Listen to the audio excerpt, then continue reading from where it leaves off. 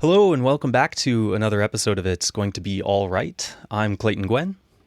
And I am Niklas Minterovich.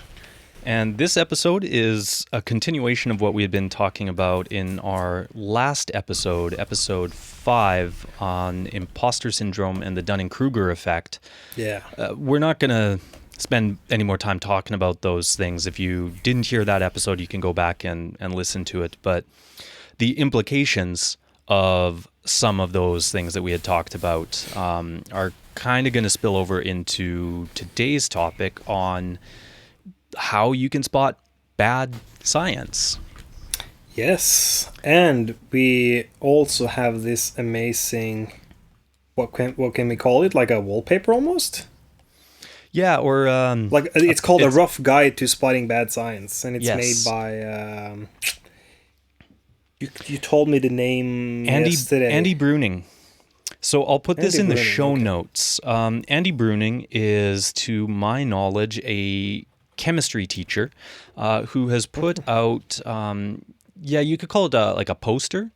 Yeah. A poster-sized document that's shared under the Creative Commons. So it's free for anybody to grab and use, and it's just called A Rough Guide to Spotting Bad Science. It basically is 12 different things that you can do to ensure that the research that you are looking at, or even the research that you yourself are producing, is not going to succumb to pseudoscience or bad the research that are referred to. Yes. So what we're kind of talking about today is like in the last episode, it was about feeling like an imposter, but this is more about actually how do you spot imposters. So anything from being able to recognize bad science reporting or lies even, fake news, right? To flaws in science studies. Even if these are, good quality science studies, there can still be faults or flaws in them. And the idea is to kind of help us. Yeah. We don't have room for everything, and sometimes things can just get overlooked. But being able to identify these things, I think, is really important to help us to separate fact from fiction, or even something I'd like to talk about a little bit later, the potential for narrative persuasion, or how different texts can be used to manipulate you through their use of euphemisms. So I think we got a lot to cover in this, but why don't we just hop into a lot of stuff to talk about. What is bad science? Let's start there. What is bad science? Okay, first of all, I thought we could maybe ask this question at the end, because this rough guide to spotting bad science has all these 12 different points that we can just move through in order. And then after that would say something about what bad science is. What do you think about that approach? That's an even better idea. We should have had this in our show notes. No, I think that's great. So maybe then, why is it that we should be aware of bad science, and who should be aware of it? Maybe that's a relevant starting point before we get into some of the nitty-gritty details. So obviously, I've said fake news already, but that's probably one of the most relevant places where, just like you and I and everyday people are going to experience bad science is in, poor reporting, fake news, and even just like poor interpretations of things that people have read. I'm sure a couple things would come to mind, if... And the thing here is that... Oh yeah, but we see it all the time in social media. Instagram, Facebook, people are, interested in... I see a lot of people are posting stuff from pages like I Love Science. I think it's even named I Fucking Love Science. IFL. Yeah. Yeah. And a lot of that stuff is... kind of like pop news, bad science, journalism. Or it's pop... Yeah. And sometimes it's they are... kind of generally superficial reporting. Using something that we could call... Exactly. And a big part of that is the first point in this rough guide to spotting bad science, and it's sensationalized headlines. Yes. So this is something that we probably, all of us have seen. I remember the best example that I can come up with right now. I remember this from when I was a kid, and I was reading it was just like around the time when I was starting to get an interest in the newspaper. Before that, I was only watching cartoons on the television while my dad was reading the newspaper. But then I was like looking at the newspaper from time to time, right? Looking through it, seeing if there was anything interesting. And I remember on the front page it said, broccoli cause cancer. That was the headline. If that is not a sensationalized headline, I don't know what is. Yeah. Turns out that it was like some kind of thing in broccoli that could possibly, maybe, very unlikely, but it could genetics and environmental conditions. Cancer. Yeah. And there's a difference between causing and that's something else that we'll get to as well. What is causation? But definitely the sensational headline. As we had sort of talked about with the Dunning-Kruger effect, this tendency at the start, at the height of confidence, that's where you might see a lot of this sensationalism, where people don't really have a good understanding. It's a superficial understanding. It's a very basic understanding, but they're very confident in their understanding of it. That we kind of see this stuff. And you need to realize, too, that news is, selling you stories, right? We hope that they're going to be giving us facts, but there's sort of a pretty common phrase in North America, which I can't remember who it's attributed to, but it goes along the lines of, don't let the facts get in the way of a good story. Oh yeah. We have the same thing here. Don't in Norwegian you would say "ikke la sannheten komme i veien for en god historie." It's the exact same thing, and it's usually in context with if you're at a cabin with a bunch of hunters in their 50s and they're telling stories about Remember that buck you shot last year? And it was this big, and now it's like this much bigger and this much bigger. Yeah, exactly. And then you shouldn't let the truth get in the way of a good story. But when it comes to headlines about stuff like COVID, for example, then it should be treated differently. And a very good example is the whole blood clot issue with the Astra, what is it called? With the vaccine, one of the vaccines. Yeah. I did the calculation on that, and it was like 0.0006% of people who have been vaccinated have actually had an issue with blood clotting. Exactly, but think about it this way. But what does the headline read? I think the headline is like, it happens every time. That's what it feels like. Well, that's the kind of... That's what people think. Oh, they're getting afraid to take the vaccine. But they should be afraid to get pregnant, because it's quite common for pregnant women to get a blood clot.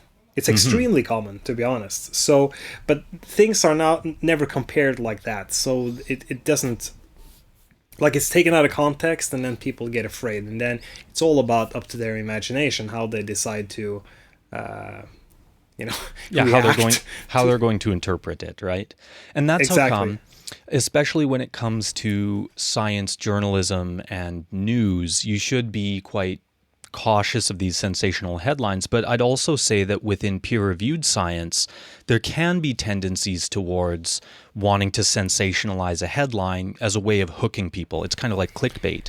You want people to read, you want people to get kind of...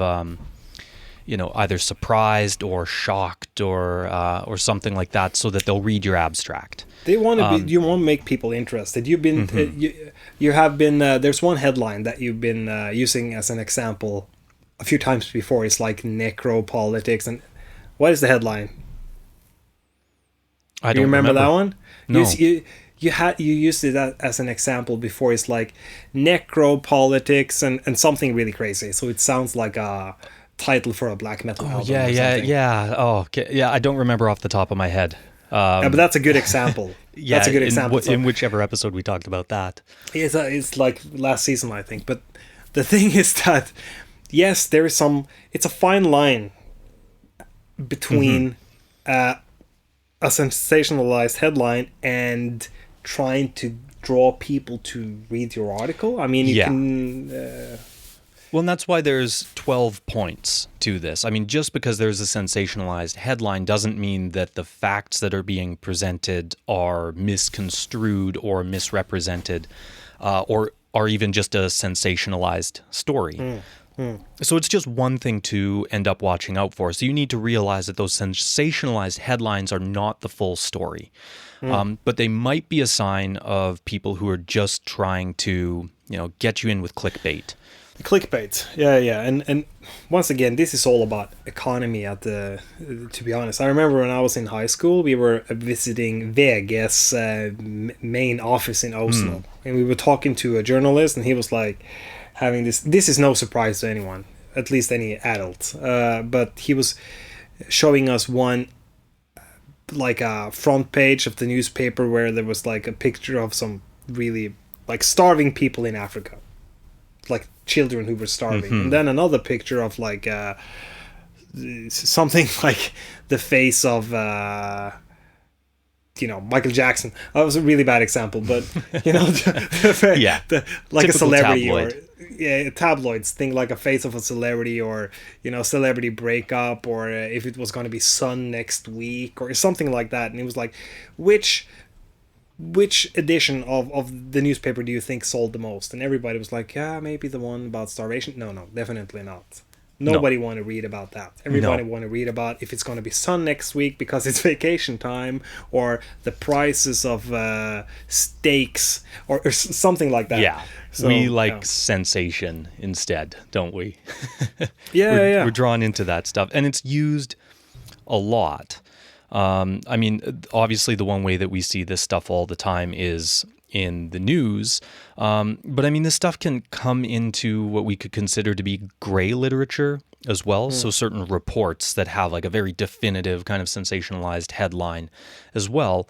I mean, the point of being able to read these things as sensationalized headlines is just a part of critical reading and critical thinking to really come from a starting point where, hey, if this is something that seems like way oversimplified, or, the old smoking gun, as you would say, approach with caution, right? That's kind of the idea. You need to read through the rest of it to figure out the merits of the actual reporting that's being done.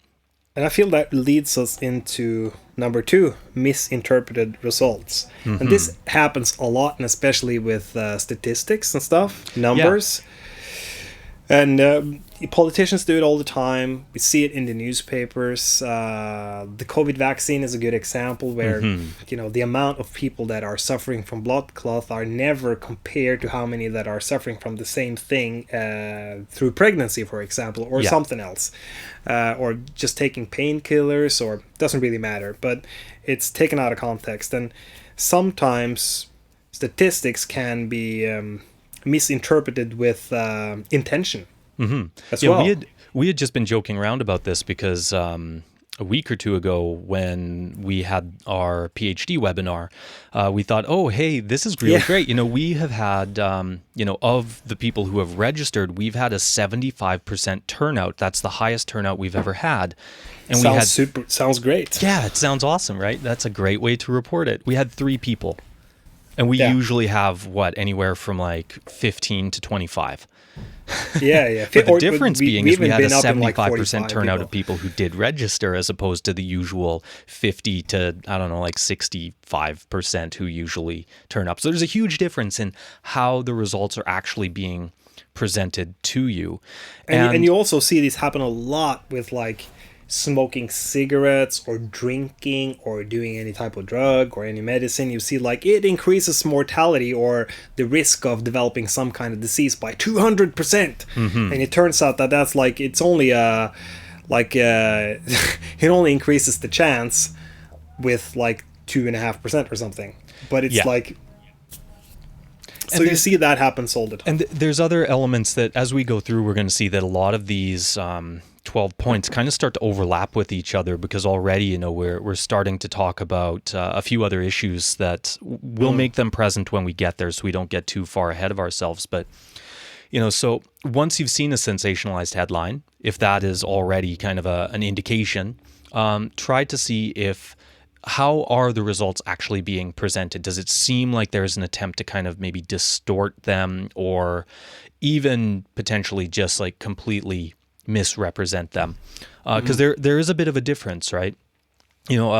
it kind of comes down to how you want to persuade things. A misinterpretation could actually be that you just simply don't understand, and now you're telling something that isn't true because you didn't completely understand it.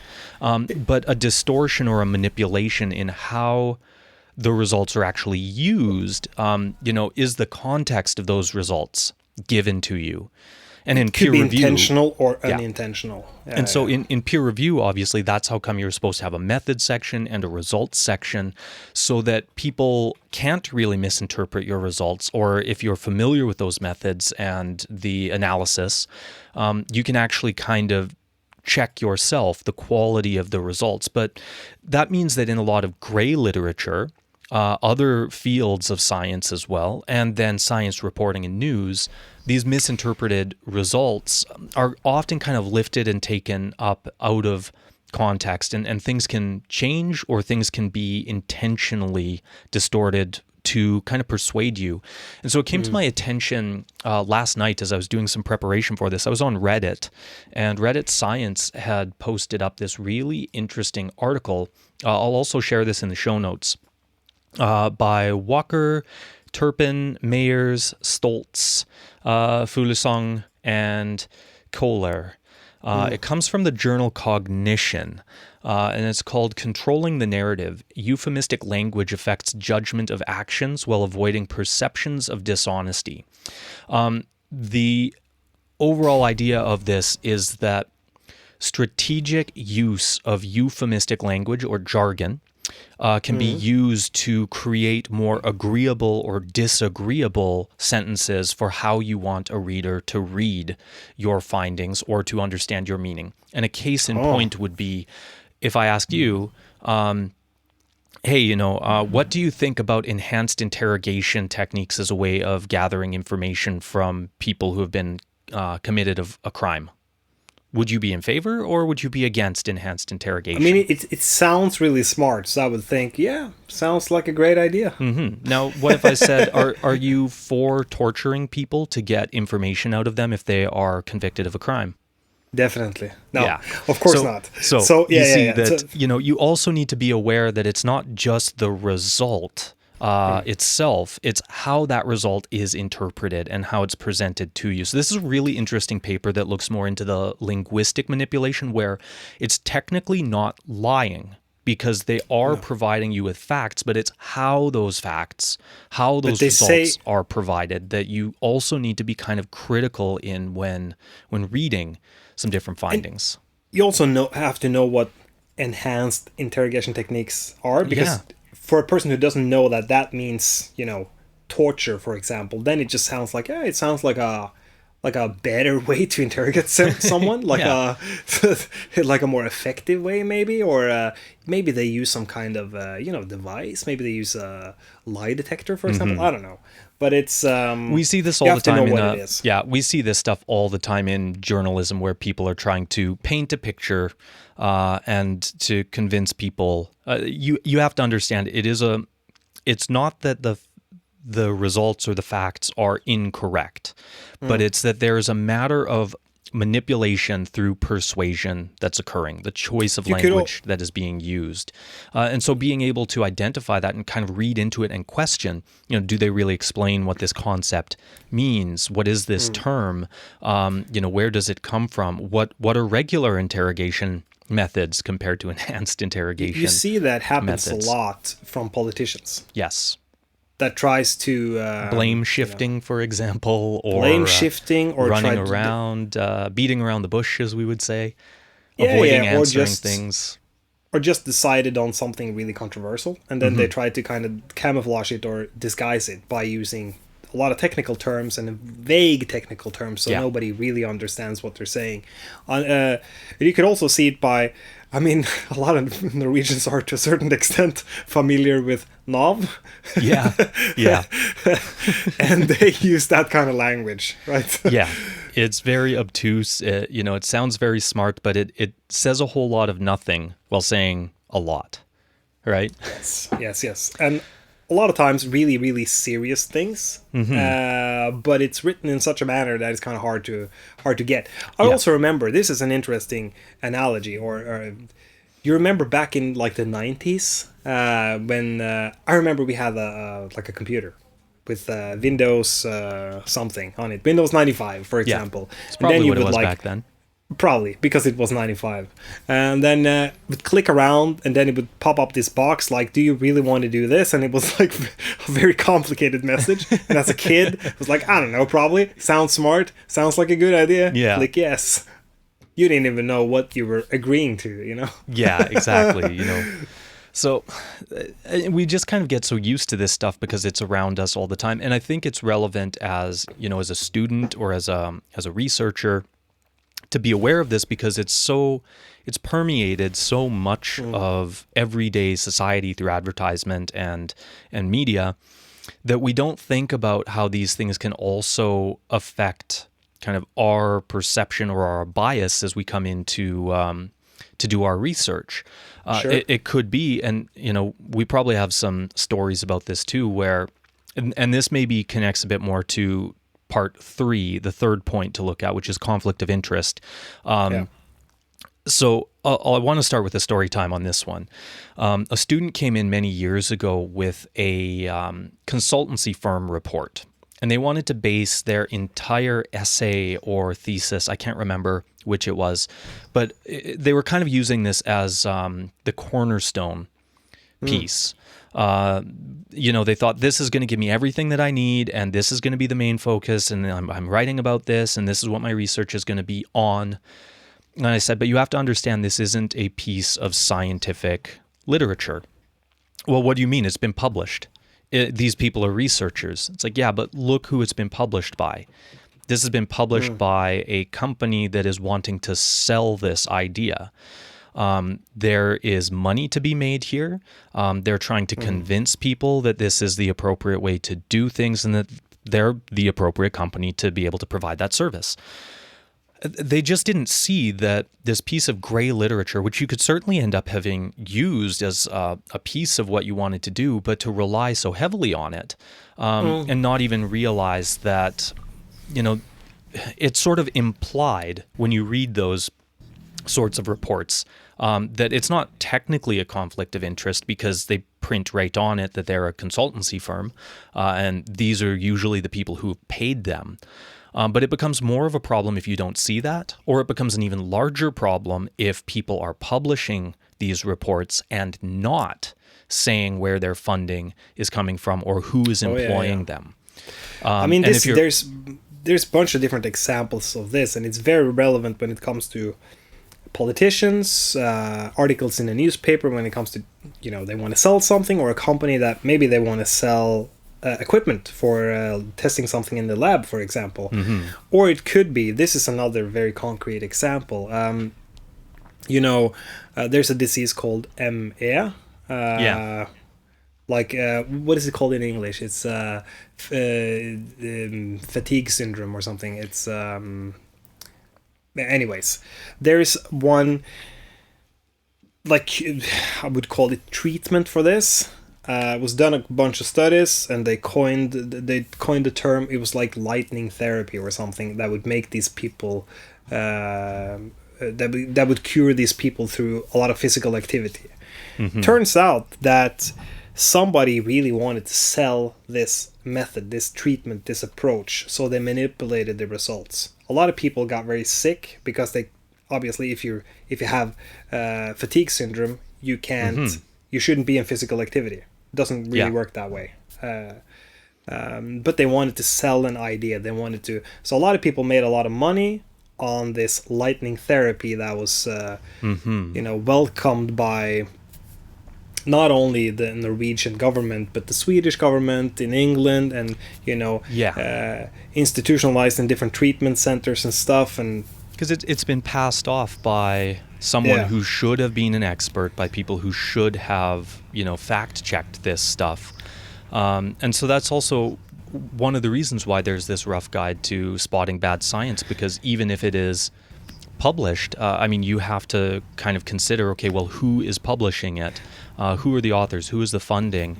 Can I trust the journal that it's published in? Because there are such things as predatory journals, which don't really have a peer review process, which are trying to sell not fake news stories or fake science stories, but questionable science stories, or maybe it's really good science research, but it just hasn't undergone any kind of review process. That because could be, because they're just trying to make money. The journal, of course. I mean, in this circumstance, obviously someone else had a point. And there's a long and well-researched history of the tobacco industry doing this in North America as well. And sponsoring athletes. They want to smoke a cigarette before they ran 800 doctors, meters. Sponsoring and funding research that claimed that tobacco did not cause cancer. And some of these things they're hard to kill. I talked about the lightning therapy or whatever it's called. Now it's kind of institutionalized, so it doesn't matter if it was exposed as a hoax, that the people that did the study manipulated the results. It's out there, it's institutionalized in all these treatment centers, so it's going to take a long time before anything change. Not just that, I mean, maybe one that's a bit more prevalent that a lot of listeners would be more aware of and understand would be the vaccines cause autism, which is empirically not the case, but for a long time now, doctors and medical researchers have been fighting this, especially in the context of COVID-19, how dangerous this becomes. That obviously, it's misrepresented results, it's a sensational headline, and there was a conflict of interest here. It's been proven that that doctor who has had his medical license stripped away was cooking his data and then selling alternative methods of medicine and enriching himself.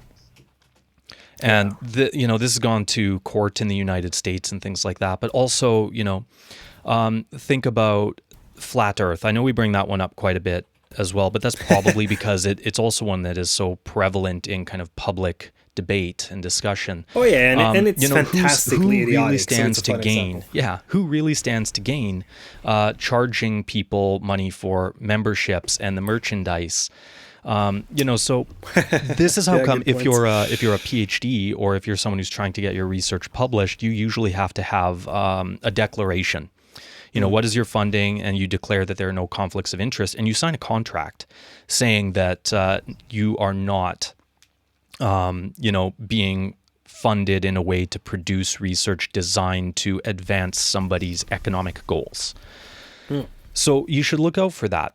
Are those sorts of things listed in the readings that you are doing?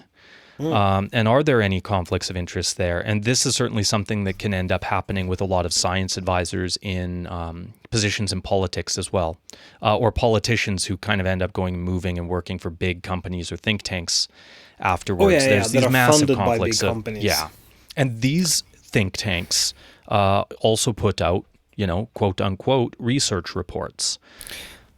But we talked about this the other episode, but a conflict of interest can also take a different shape or form. And last episode, I was talking about pedagogics, and especially kindergarten pedagogics, and how there's a lot of studies done on the effects of being in kindergarten when you're, let's say, 7 months old. And they're not really addressing the most important question, and that is that beneficial for a 7-month-old baby? It's probably better to be with your parents. Yeah. But you can't really say that, because most people are not in that position anyways. They need 2 incomes to maintain their material standards, to pay down their mortgage, car, all that kind of stuff. So it's so outside how we decided to structure society. So you try to produce research that kind of backs the social, how we decided to organize society. It's a bit more, that falls more into the realm of bias, right? I guess it does. I wouldn't necessarily say it's a conflict of interest, because conflict of interest is really more where, your work is to either definitely prove something because of someone's economic stake, or to invalidate someone's research.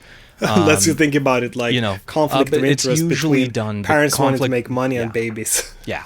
That's not usually the case at daycare, you know. But conflict of interest is about misrepresenting or invalidating or, you know, definitively proving something for personal or financial gain.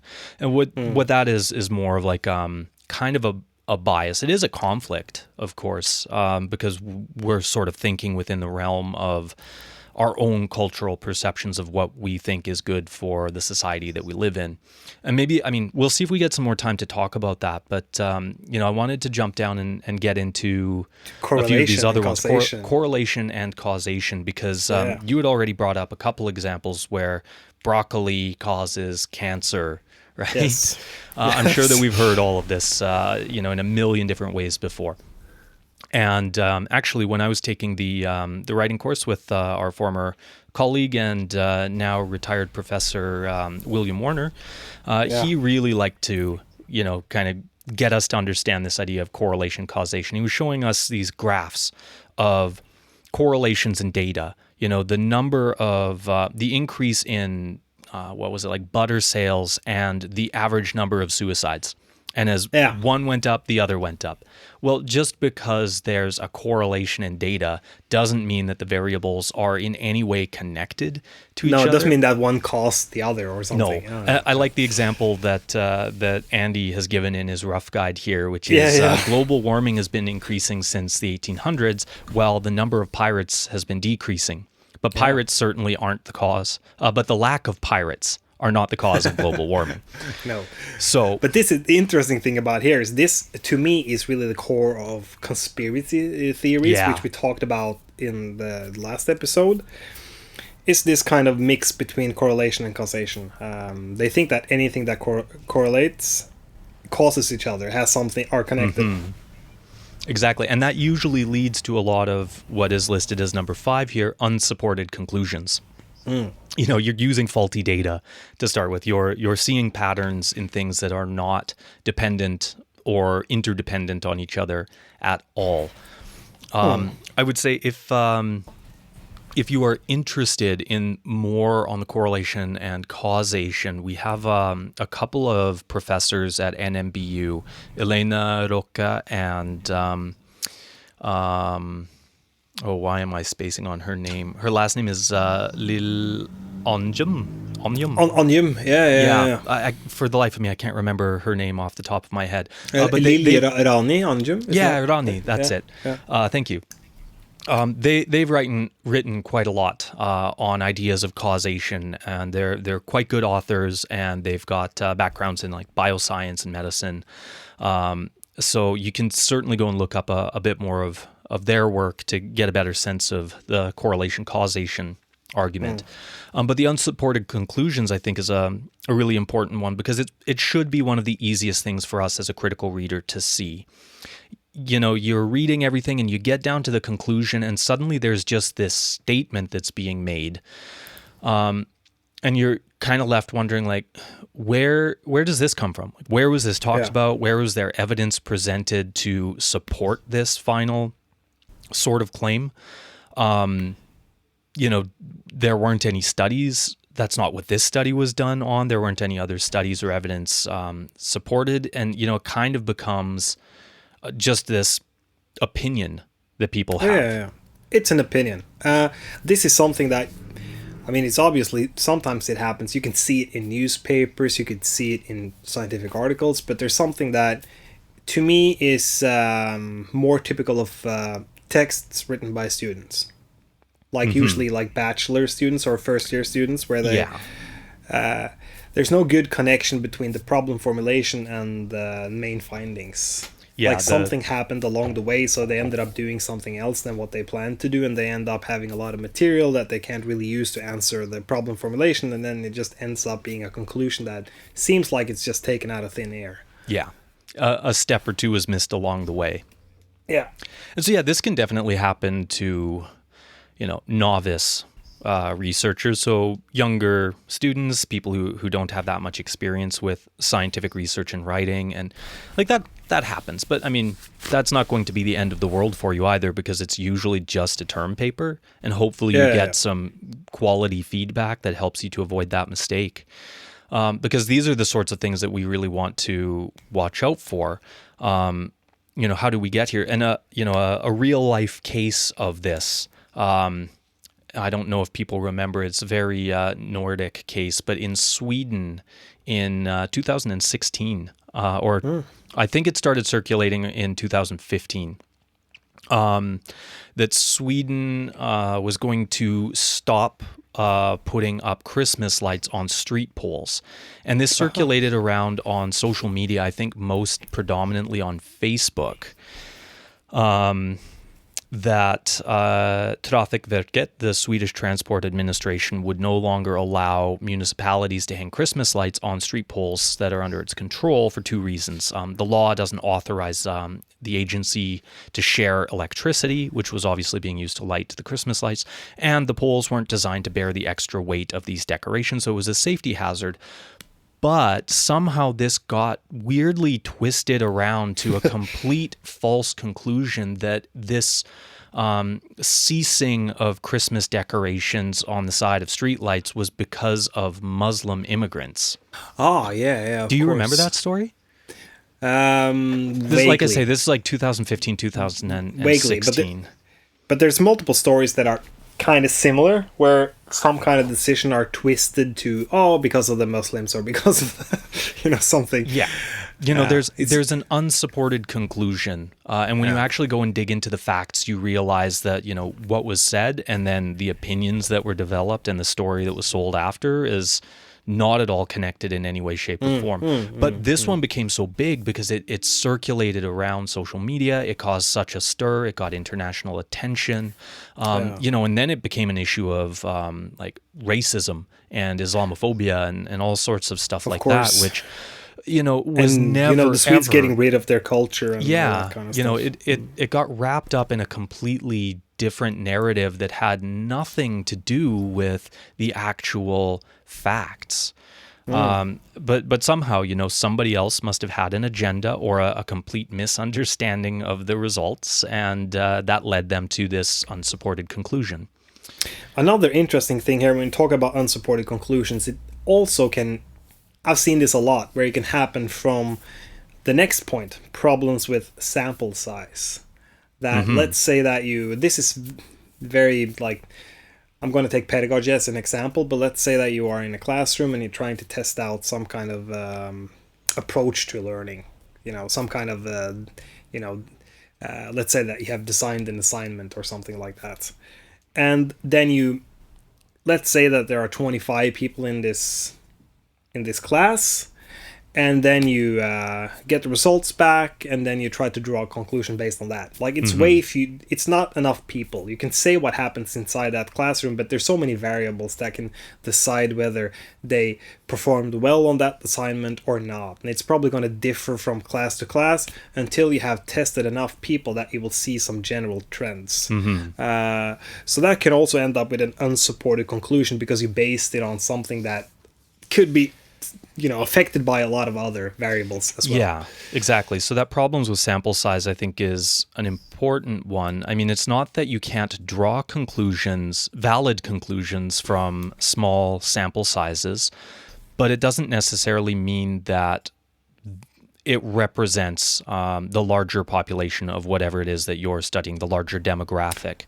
So an interesting thing. What I would say, I just want to interject real quick and say, like, basically, if they're reporting on the sample size, compare it to what kind of conclusion. Do they have this like broad sweeping conclusion that isn't really supported when, there were like 20 samples that were actually taken compared to, 1,000 or 10,000, for example? Just an interesting thing. I remember, this might not be correct, but there's something in Norwegian called the Represented Utvalg. Have you heard about that? No.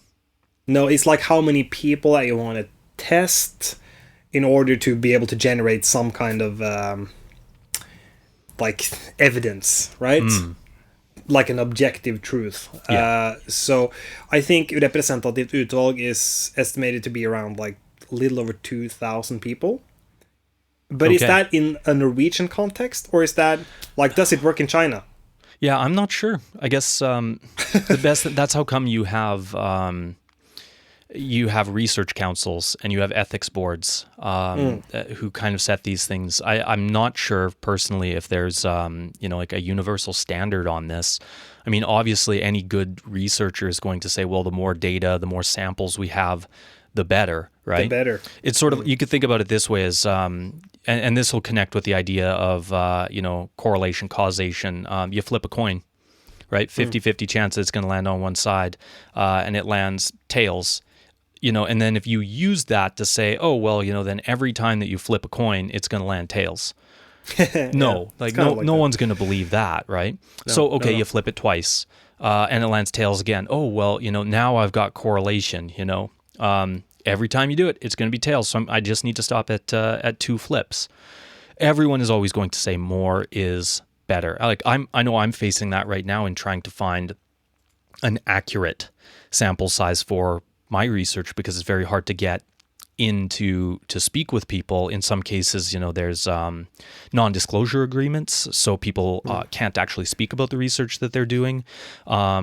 Some people just, they don't feel like they are, which is going to fall into number 7 of spotting bad science. They don't feel that they're representative enough to be part of that sample.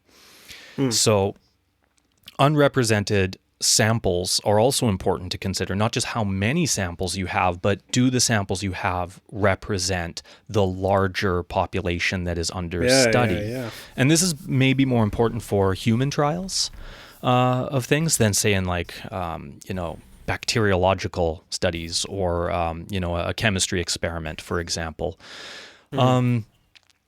Basically, it's that you want to make sure that the people that you're drawing data from or generating results from are representative, and the conclusions that you draw from that can actually represent that group of people. So it wouldn't make a whole lot of sense to do, for example, a medical study on type 1 diabetes and have 90% of the sample that you use be people without type 1 diabetes. Or with type 2 diabetes or something. Yeah. Or not have a history of diabetes in the family and not have the disease, or not have the right type of the disease. I know that I can't think of any off the top of my head, but there's but there's a bunch of plenty of examples of stuff like this that have happened. Usually, a lot of the ones that I've been familiar with have been more around issues of like race and gender. I'm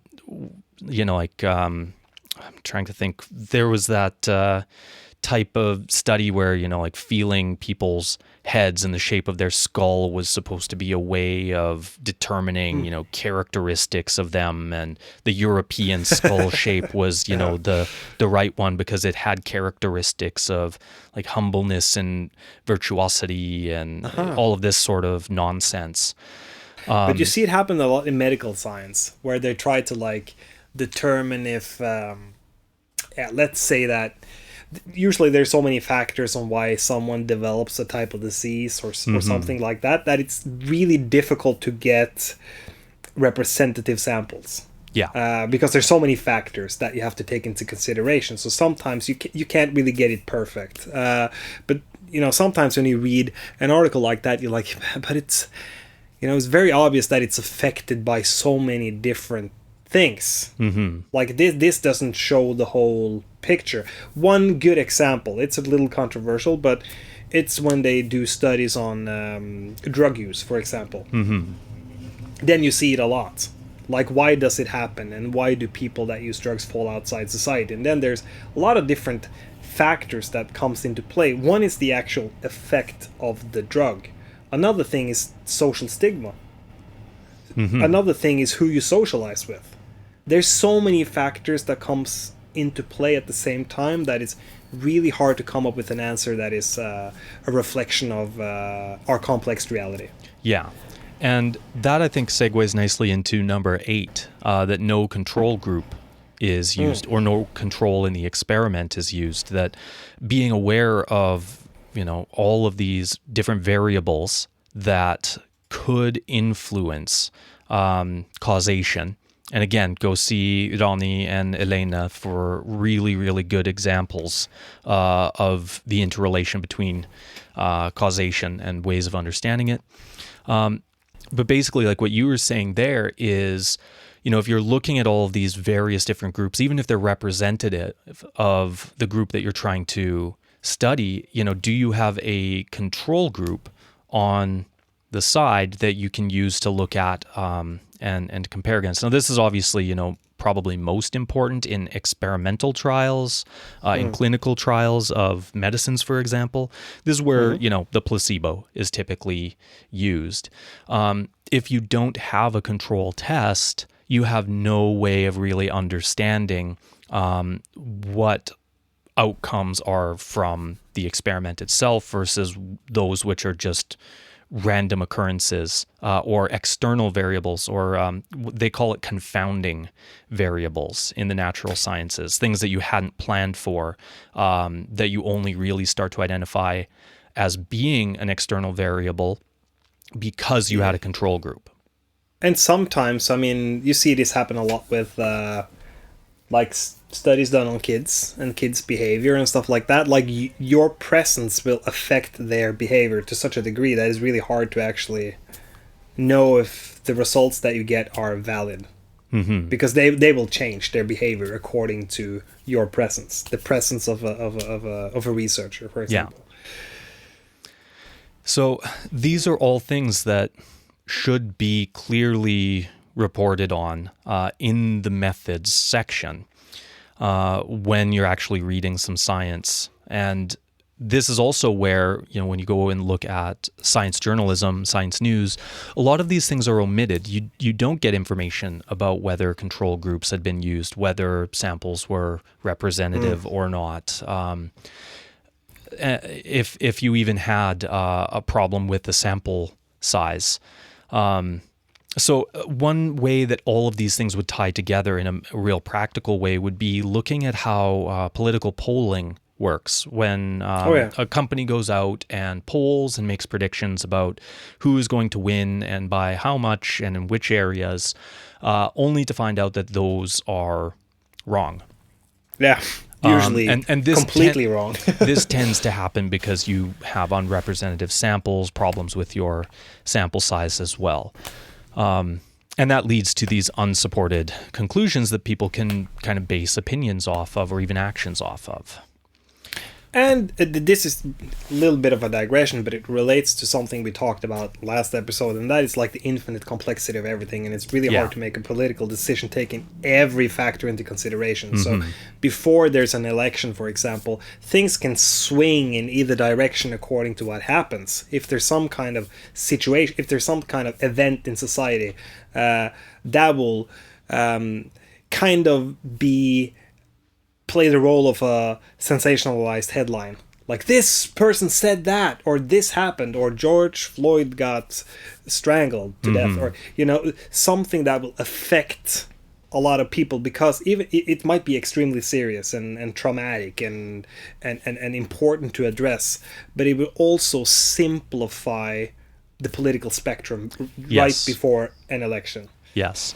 And I think that a lot of that stuff is done, probably because there's money to be made in selling stories as a journalist, and maybe because you're wanting to manipulate things in certain ways for readership.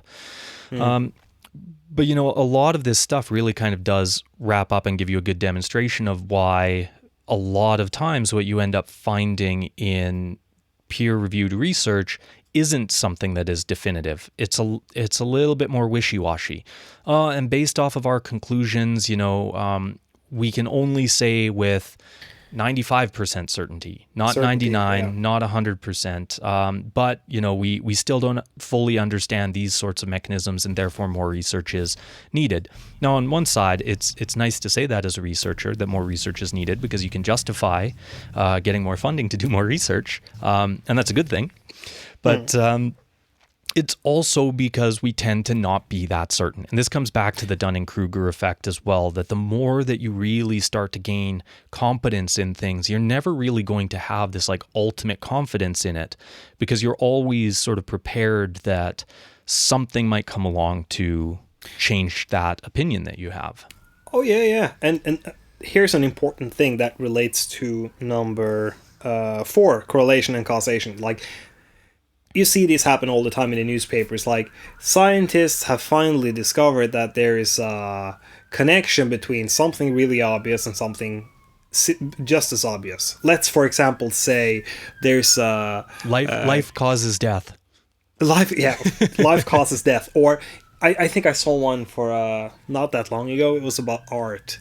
That it was no connection between the skill of an artist and how much their work is worth. It was all about social networking. That was the determining factor. So this is no surprise to anyone who's interested in art and has been that for a little time.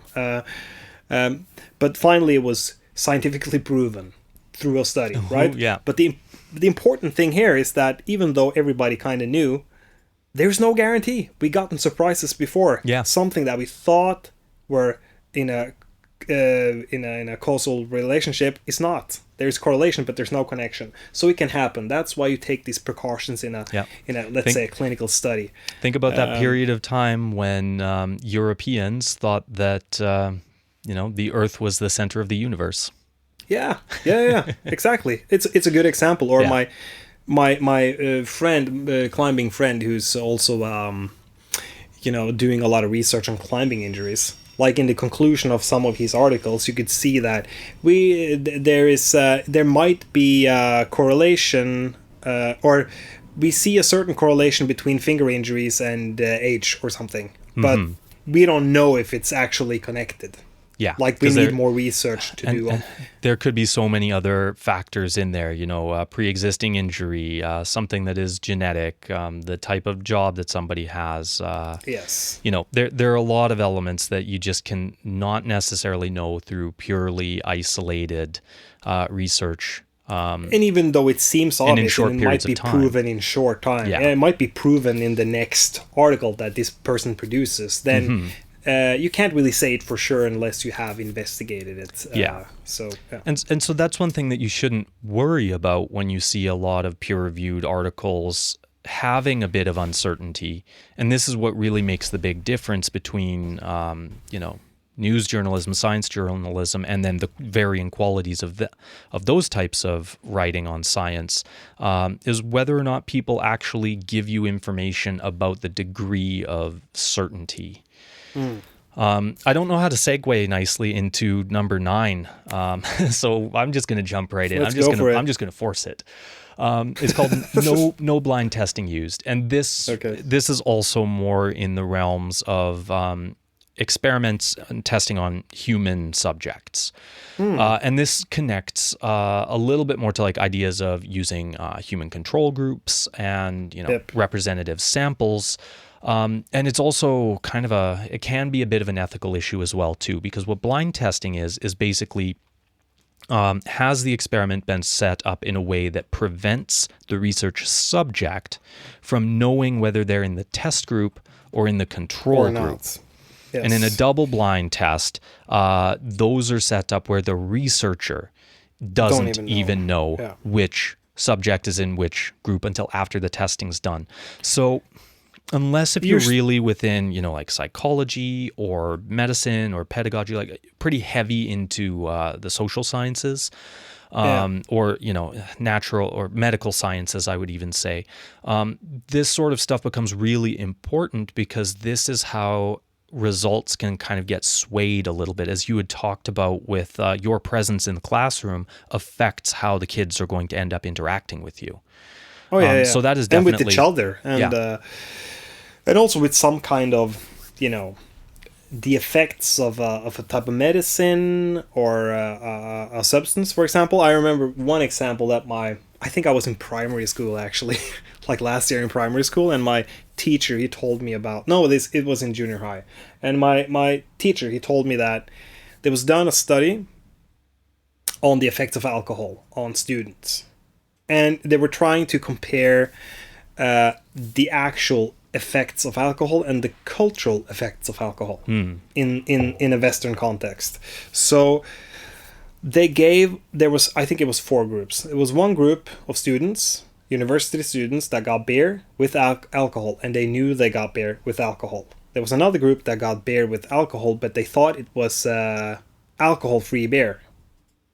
And then there was another group who got alcohol-free beer and knew it. And then there was a third group that they thought they got alcohol-free beer, but they got beer with alcohol. So it was really interesting results, because the group that thought they had gotten alcohol-free beer, but they were actually getting drunk, they were really relaxed and got kind of sleepy. And that was more or less the effect. Sitting quietly, talking, getting sleepy, feeling a little bit strange. And then there was another group of the most crazy one was the people who thought they got alcohol, but they didn't. They went bananas. It was like a... Yeah. So I think I've heard of stories like that as well too. And it always makes me wonder, are there confounding factors like the people who register to be participants in these sorts of things?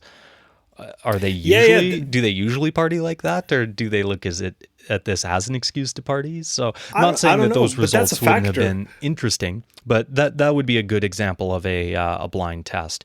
Or now, how doesn't they taste the difference? That's also strange to me. Yeah, that's a good question.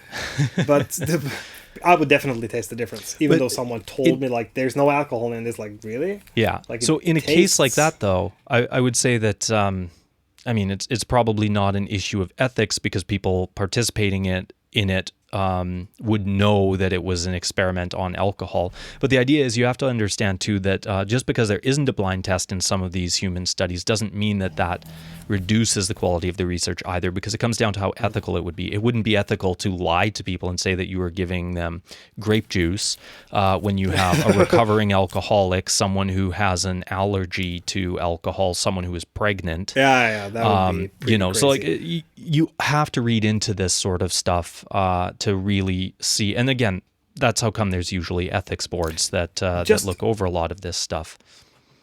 A digression, but also interesting. There's been done all the studies on alcohol and the effects of alcohol on different people in different cultures. And it seems like the whole kind of party going crazy thing is very much connected to European or Western culture.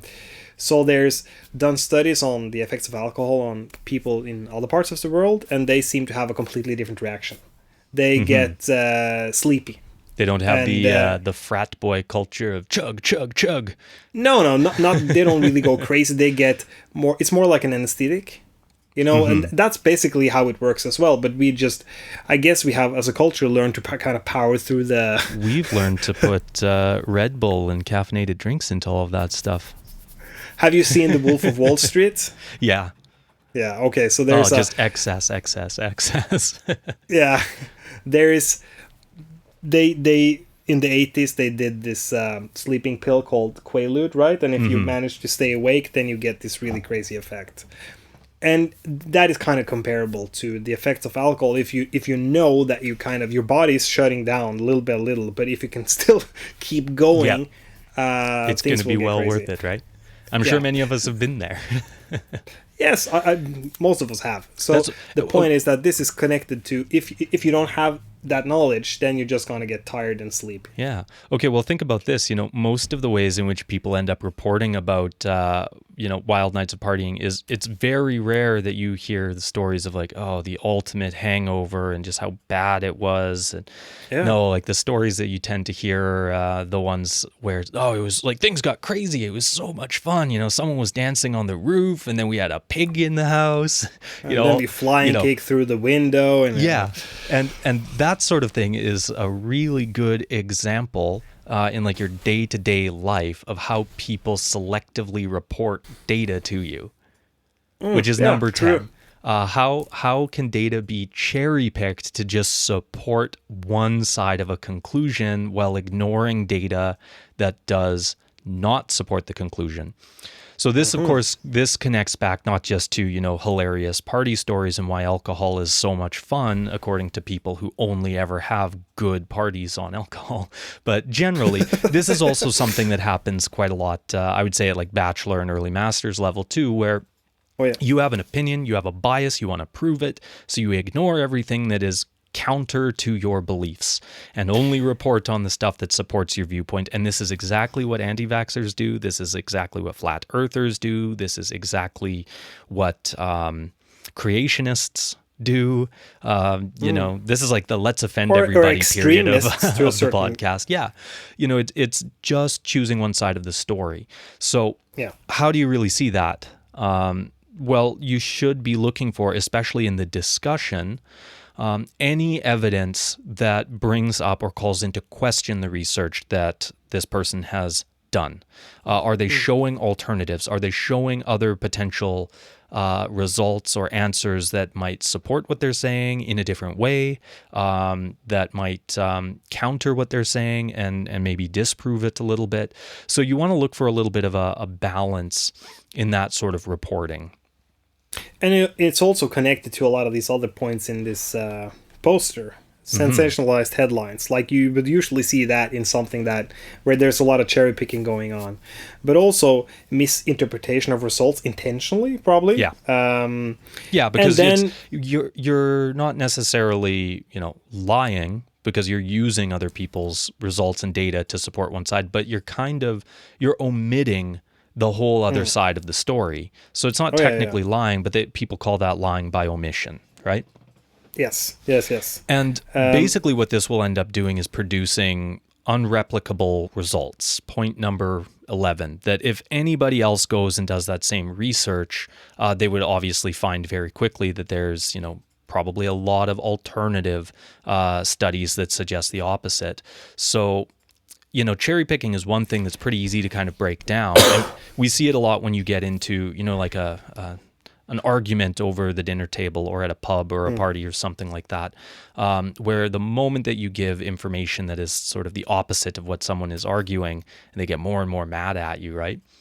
Then they kind of go into this unreplicable results. They provide evidence that could not possibly be proven. It becomes more and more extraordinary claims. Okay, so you want to listen to an really idiotic story, but it's actually true. Then so if it's true, then it's going to be educational. It's true. Yeah. There's a person in the city that I live in. A lot of people know him, and he's a street musician. And he would usually have when you drink beer, you have one of these what do you call it? There's like a little paper thing that you put your beer on top. The coaster. The coaster, yes. Excuse me. I just managed to inhale some dust. The coaster, he would usually put that on top of his beer. And we were like, why does it do that? And he would always say that it was because a seagull took a shit in his beer once. So he would always put that on top of it to protect his beer, right? And there was some kind of situation where a person that I know was asking him this question, why do you have that coaster on top of your beer? No, it's because of the seagulls. And then a seagull took a shit on his head, on my friend's head, and he was like, yeah, there you see, that's why I have it. And then it was impossible to kind of say to him, yeah, but that happening multiple times, it's extremely unrealistic. Yeah. No, it's going to happen every time. I mean, you're being well prepared. I mean, okay, in that case, it wasn't I wouldn't necessarily say that you couldn't replicate it. I mean, given enough time, it would probably happen again, but it would be, again, so small. Is it worth worrying about it? Maybe it's just a good precaution, but yes, everybody knows that really sucks. Nobody but likes the whole being shit on. scenario is not going to happen again. It's there's no reason to shape your life around something that's strange. It's such a coincidence. And also my friend obviously getting shit on the head in the discussion. that just adds to the quality of the story. But it's sort of like when people say, oh well, you just have to believe me, yeah. Or something very something is broken. Themselves. Well, can you show me? No, only I can see it. We have this sort of instinct to it's like if someone said, oh yeah, don't turn on the light switch because my light is burned out. Most of us will probably, well, we got to see, we have to replicate it ourselves, and you got to flick the light switch. But if they say, don't touch that light switch, like, you just have to believe me that it's impossible for an independent third party to come in and try to replicate it as consistently as possible to verify or falsify the claim. You could also have this with people talking about false memories, for example. Yeah. So let's say you have a discussion with someone that claims that they remember that they were born or something, or they remember things from being 6 months old or something, and it's like, but that's not really possible. Yeah. Like, this is only stories that your parents have told you that you have almost probably like shaped just into most likely memories. Internalized, yeah. Yeah, and you fantasized about it, and you picture it in your head, and now it's a memory. Yeah. But it's impossible to kind of tell people that, these memories that you have that you remember so strongly is not real. Because it's such an integral part of their personality, but they will, say, hey, you can't change my mind. I remember what I remember. I know this is true. Yeah, and this is one of the hard things, especially when it comes to, different scientific fields, is this idea that, if it can't be replicated and verified again and again and again by multiple people over as wide a range of conditions as possible to ensure that consistency, then the claim doesn't really have a lot of weight. And this is maybe one of those big smoking guns as well, where it's impossible based on the methods that they did to get those results, or the method is so convoluted that nobody can even understand it, or the claims are so outlandish that it just could not be replicated in any sort of way. Or it's strongly affected by the researcher, and this is something that we've seen happen in the social science from time to time, when there's someone that has decided to do a study on maybe one or two people, like a really heavily qualitative study, where they, let's say that they have 50 conversations with an old Icelandic man about the myths surrounding his, where he lives or something, to really try to penetrate the culture, that specific place, the how they think, how they live, how they act. But in such a scenario, the researcher will affect how that person acts to such a degree that it's really difficult to replicate. Another example is, this is a pretty famous study that was done, but there was a female, social anthropologist, that went to Thailand to do an in-depth study on on prostitution. So she decided to get into a relationship with a pimp, and she wrote her PhD more as a biography of her experiences as being the girlfriend of the Thai pimp. It's kind of hard to replicate, right? Because it's so strongly affected by her contribution to the situation. Yeah, and I mean, different methodologies, different disciplines have, more or less leeway to some of these sorts of things, because, in social anthropology, there's a bit more emphasis on things, being contextual or relational. But I mean, if you're getting these sort of unreplicable results in physics, in medicine, in engineering, you might want to really kind of question this stuff. And a lot of it, I think you could see it best in the people who end up, marketing what we would call snake oil to people, right? Buy this wristband. It's got magnets in it. It gets rid of all of your rheumatism and arthritis, and it makes you see better as well too. It only costs. Goop. Have you heard about that? Goop? Yeah, a company. Gwyneth Paltrow? Oh, yeah. Paltrow? Yeah. Actress. Yeah. She has a company called Goop, which makes all kinds of beauty products and stuff, and it's very heavily trend oriented and connected to a lot of pseudoscience. Yeah. And it's candles with vagina scent, for example. Oh yeah, all that stuff. Yeah, all that stuff. So it's kind of it's very pseudoscience, because they try to connect it to all these sketchy researchers and stuff, on why something is beneficial or not. So I mean, okay, one that I had heard of, I haven't investigated it, so I apologize if I might be, blowing smoke or something. Don't quote me, because it's just one thing on the internet that I thought was funny. Haven't investigated that much, but it was because you brought up Gwyneth Paltrow. It was about her saying that she's got this miraculous alkaline water, and the whole point of having alkaline water is to help to neutralize acids in your stomach. And her favorite way to enjoy it as part of her health detoxification routine is to put some lemon into it, squirt of lemon. And someone ended up bringing this up and is like, well, this is absolutely ridiculous. If the claim is that it's supposed to like deacidify you and you put an acid into it before you drink it, you kind of neutralize the intended effect of what you're selling. Of the alkalines. You know? Yeah. Yeah. Just destroying your own product and making yourself more acidic. Totally. Okay. And maybe this is the perfect segue to the last point. Non-peer-reviewed material. When there's only one person who is appraising the quality of this, and it's the person who's selling it to you. Yes. The peer author, review, the company, the person, peer review, despite a lot of the problems with it, and if you're a PhD like me, you certainly understand how frustrating it can be to deal with peer review. It's not a perfect system, but it's kind of, in the way, the only real system that we have at the moment to assess the quality of things. Yes. It doesn't always mean that those quality assessments are, perfect or as good as they can be, or that the exact right person was able to read it, but that's the point of usually having multiple reviewers and an editor look over it, people who tend to be specialists in the field. Now, this isn't to say that you can't rely on some, or use, if you're a researcher, some gray literature, as we've talked about in an episode on it. But the point is that there's, on the scientific spectrum, there's sort of peer review at the top, even though there are some things that get through from time to time. And of course, there's predatory journals that you should watch out for as well, too. And papers that are maybe designed to look like they've been peer reviewed but haven't actually gone through peer review.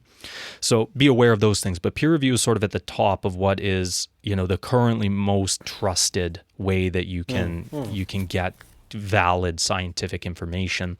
And then you can come down to different forms of gray literature. So things that come out of think tanks or government reports. Again, you start getting to this point where you really need to use your own critical thinking skills to look for all of these other sorts of problems that we have talked about.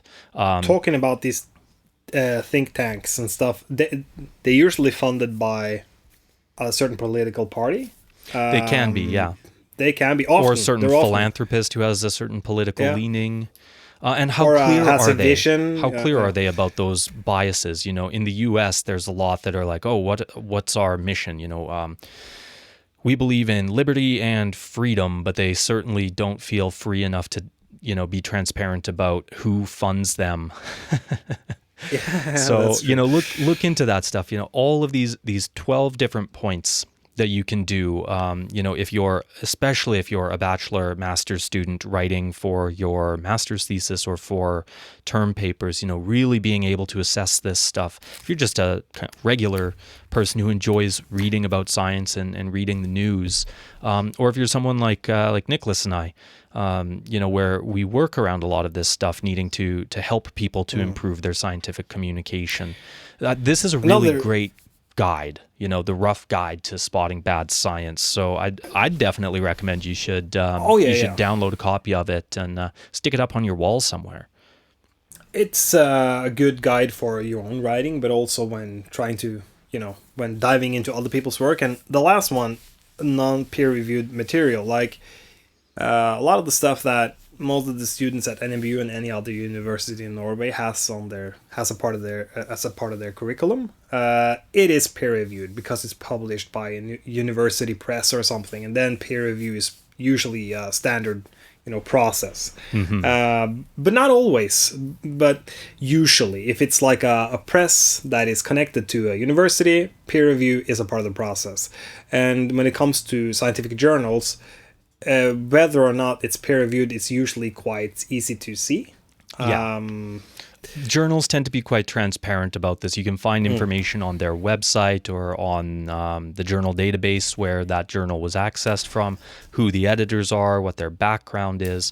So if you find that the authors, the editors, anyone associated with the publication is hard to find, it's not very transparent, it's not easy to access, you can start questioning the quality of some of this stuff. The more opaque they are, the harder it is to find this information about them. It becomes harder to be able to trust what they're doing because they might be involved in some of these 12 different bad science aspects. So it's not easy, and I mean, you might end up encountering some of these things. I really recommend, we've tried to give a good overview of a lot of it, but there's a lot more that you can learn yourself about this. And it's not always that these things end up being bad in and of themselves. There might be good reasons for why something was omitted, but there should be that transparency in the publication as to why something had been done, or that a follow-up piece is done that talks about the problems, or somewhere in the discussion they talk about the limitations of the research to give you a better idea of how things may have been misinterpreted or unsupported. And again, you need to be able to learn to read this way. And this is just such a great little tool to have up, as a PDF on your computer background, or to just print it off and hang it in your office wall or something like that. Just as that reminder, do you see any of these things cropping up when you're doing research or reading things on the internet, especially? Oh, yeah. And then it's going to be all right. It's going to be all right. Right on, man. Thanks for another great episode. And sorry about all the crazy examples and stories and controversial things that got brought up. But I hope that the listeners they got the point of what we were trying to say. Even though it was examples going from racism to drug use to all kinds of different things. So it's all about trying to demonstrate what a sensationalized headline is, or misinterpreted results, or conflicts of interest, or any of the other points in the guide to spotting bad science. So, because it's all relevant examples, even though they're quite controversial. At least they're things that we think will help to make sense, both from the scientific standpoint, a few of the examples that we brought up. And I will share that Controlling the Narrative article as well. I believe it's open access, so anybody can get it. But yeah, I mean, you'll really start to see these things in your day-to-day as well. And it's, be a good way of calling it, as my friends back in Canada like to call it, it's bullshit detection. Yeah, that's basically what it is. So there you go. Like they say, knowledge is power, and now you're armed. Yeah, that's true. We'll see you all for the next episode. Thank you so much, Clay.